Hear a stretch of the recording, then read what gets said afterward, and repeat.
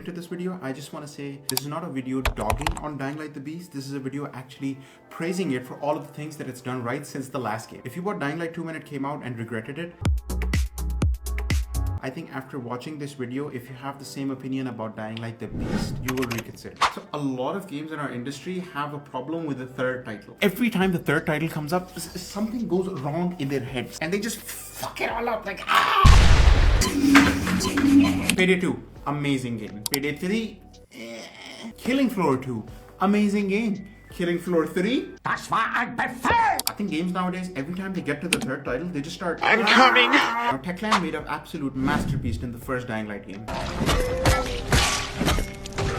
But they just couldn't live up to that in the second game. There were a lot of issues with Dying Light 2. Combat system wasn't as fluid as the first game. A lot of people would react weirdly to your parkour attacks. If you drop kick them, they wouldn't go flying off. They'd just be like, ugh. The leveling system made combat fairly unintuitive. Sometimes if you're in a low level area, it's too easy. And sometimes you're in a high level area and every single zombie fucks you up. Hey, balls. And don't get me started on the upgrade system. You want a medkit that heals 50 more HP? Go fucking genocide in all of the vitals in the what's it called? Commit genocide on all of the vitals and volatiles and then you can upgrade. It was grindy and for the last upgrades, it just wasn't that fun. So when I heard that Dying Light the Beast was in its initial stages a DLC for Dying Light 2, I was really shocked. If the game mechanics were going to carry over, the only difference would be the story and a few gameplay tweaks. In my mind, this game was going to be a flop. Bye, have a great time. And I think the devs realized that, which is why they changed Dying Light the Beast from a DLC to its own standalone title. Same engine, same mechanics, maybe you can make the story bigger,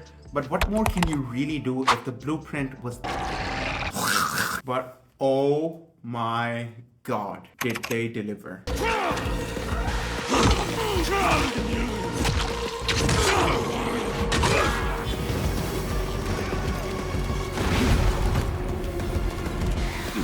I love how they dropped you into the story of this one. So take Kingdom Come Deliverance for example. In that game, you start off as Henry, who's a peasant. He's a little bitch. As you progress, he learns skills and becomes a knight and gets stronger.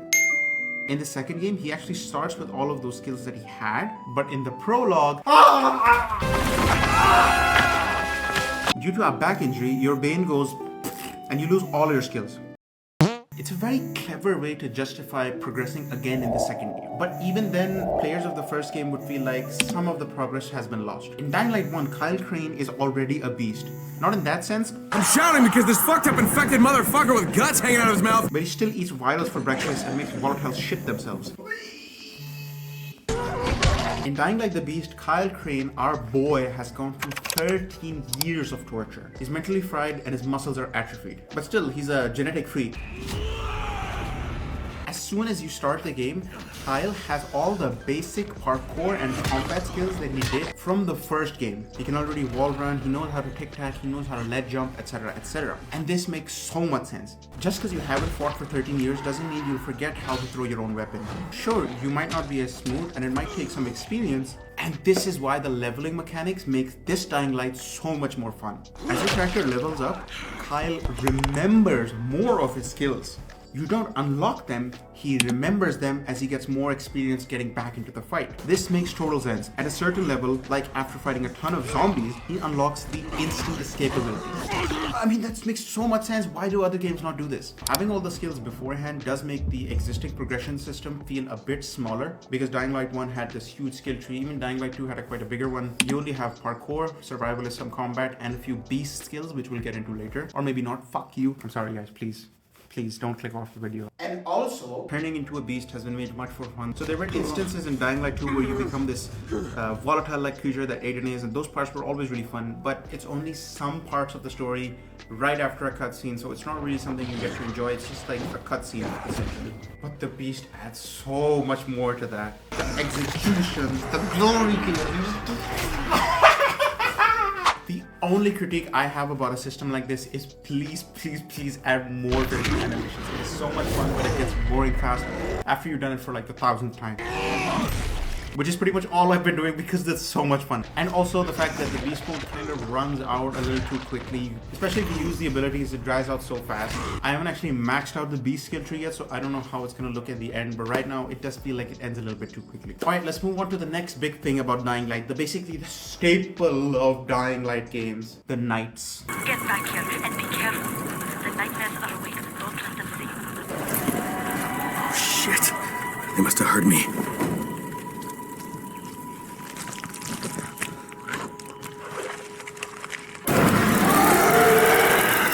Knights were always a big thing in Dying Light. In the first game, you have this epic intro to when you're burning the Antizin and a volatile spots you and you jump off a cliff. Just goosebumps all over my body. In Dying Light 2, from the start of the game, Knights weren't really scary anymore. You had the UV mechanic where you would turn into a zombie if you didn't get enough UV in time, and that added a lot of stress and it made my first chases extremely fun until I realized that you could very easily circumvent this by just popping some UV shrooms, or better yet, creating an inhaler, which almost entirely negates the entire mechanic. My asthma. They said they'd fix it, but it didn't make any difference at all. Are you using your inhaler? Do I look like an idiot?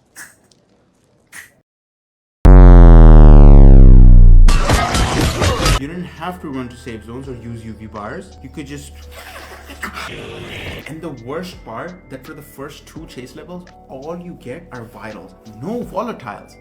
What? They changed this in the later patches because they knew that volatiles were the entire part of chases, and if you make chases easier, even if at the start, it takes a lot of the essence of Dying Light scary and horror away. But still, I played when these changes weren't made, so I still have like a bad taste of chases. Now getting back to Dying Light the Beast, just look at how dark this is. This is Dying Light 2, this is Dying Light the Beast. I can't see a thing. The only way I can see is if I turn on my flashlight. But the volatiles can also see my flashlight. And their detection system is much nicer. They don't just look at you, they can hear you. They see your flashlight and they'll run to the last place they saw or heard you. Fuck you, Spider-Man! There have been times I fully avoided detection, but just barely, only to hear... Oh, and honestly, when they run, it's so genuinely terrifying. Like their footsteps are... It feels like a massive fucking titan has spotted you and it's coming towards you. It's awesome. Now, even on brutal difficulty, without unlocking any parkour skills, without even leveling up that much, if you just stay calm, keep parkouring, they can't catch you, as with all Dying Light games. But the darkness and the updated enemy AI, oh my god, chases are amazing. Everything that I've read, praise the Lord. What I loved in Dying Light 1 was that as your character got stronger and you found better weapons, you became an absolute menace. No matter how many zombies were on the street. I'm a zombie. You've got to try harder than that. If you had a high level legendary katana, you could just go... Just fucking kill Bill Orgasm, kill all of them, chop all of their heads off. Dying Light 2 introduced leveled areas. So as you progress through the story and move on to higher level areas, the lower level areas from the starting area were still low level. So you could go back to those areas and kill everything very easily, even with those common white weapons. Even if it's a volatile, he's not going to do much damage to you and you're going to be able to easily kill him. It made the game easier, sure, but also less scary. You could go back to early areas and just destroy everything. Volatiles wouldn't even hurt you that much. You just farm loot, valuables, trophies. Fun, but no longer terrifying anymore. The real problem came after you beat the game. After you beat the game, every single area becomes a high level area. And all of the zombies get buffed as well. At that point, for me at least, no matter what weapon I had, I just wasn't one-shotting zombies anymore. I even did those stupid Night Runner trials for like the Hag and some fucking guy, the Hakon looking guy. And I got that fucking katana, and then even when I went and zombies, they just wouldn't die anymore. And it was really frustrating, and after beating the game, when you're supposed to feel the strongest in New Game Plus, I was feeling very weak, and that wasn't a fun experience. If that was gonna be in Dying Light the Beast, but it seems like it's not. Enemies are still leveled to areas, but it's much less severe. In the early game, when you go to high level areas, you're gonna notice that you're barely doing anything to them. But once you level up a bit more, only a few levels, like 5-6 levels, those areas aren't a problem anymore. The Beast's weapon system seems familiar. At first, everything felt like a wet noodle. Like I was politely asking the zombies to die, but now that I've leveled up, even my fists are really fucking overpowered. The leveling system has improved a lot. Your weapons won't be outranked by your level because you can easily go to the workbench and for a really cheap cost, just enhance them up to your current level. Armor gear still exists, and I don't really like that. It adds too much RPG elements, but it's a very negligible amount, only 2%, 3% for most things, and I don't really like that in Dying Light. In a game like Dying Light, I like creating different potions or recipes to enhance my abilities, but when it comes to wearing different colored clothes or different type of clothes to increase my weapons slightly, I really dislike that. Either give me a fucking booster that makes me go insane, or don't give me anything at all. Literally all I'm doing in the entire game is just going punching zombies with my fists. Oh, and another big thing, the pacing. In Dying Light 2, the pacing was fucking dog shit. You start off the game in a really cool way. You're outside, you're running, you meet up with Spike, you go into this weird ass facility, you kill a couple of goons, and then the big bad chases you and then you're out. But the prologue doesn't end there. Instead, you have to follow this fucking paraplegic. He is so fucking slow. You have to go all the way to the hospital, gas out in an elevator, take an inhibitor, then slowly get out the fucking hospital. It is such a boring and mind-boggling prologue. Dying Like the Beast, the prologue is amazing. You start off with Kyle Crane getting tortured. Now for people who are interested in Kyle Crane's story, they're not gonna skip it. But even if you're not, the prologue is very short. You get a couple of torture scenes, he gets up, crawls out, and the game wastes no time. You're put in a hallway of death and tons of wires are coming at you, and then you are just like, and then you get a glimpse of basically the main crux of this game. I'm unleashing it. I'm unleashing the beast. I'm about to unleash the beast! Ah! I'm unleashing it!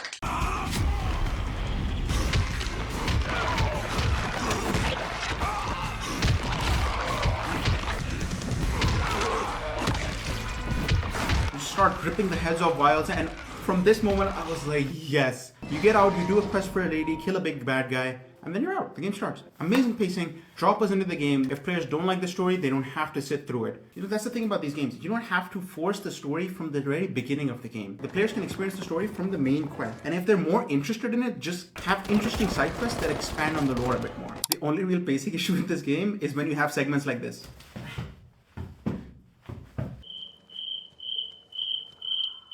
Basically these side-scroller things. When you're just on a rock and you're holding A and then 10 hours later. I'm unleashing it! If the intended way to go around these objectives, it's literally just to hold A for 20 seconds, that's really bad level design, isn't it? But honestly, that's pretty much everything. The driving is fun, the beast mode is fun, the combat is more fun. The story isn't annoying, it's kind of interesting, but that's give it or take. Let's do this! I am dangerous! The upgrade system is so much better. The leveling system has been made so much better. So many of the issues that Dying Light 2 had, they have fixed. So yeah, that's all. If you guys like the video, leave a like. Consider subscribing because I will be uploading these at least, I hope, once every 2 weeks. Let me know in the comments if you enjoy these types of videos and what you'd like to see in the future perhaps. So yeah, that's it. Peace. I'm unleashing it! I'm unleashing the beast! Ah! I'm unleashing it!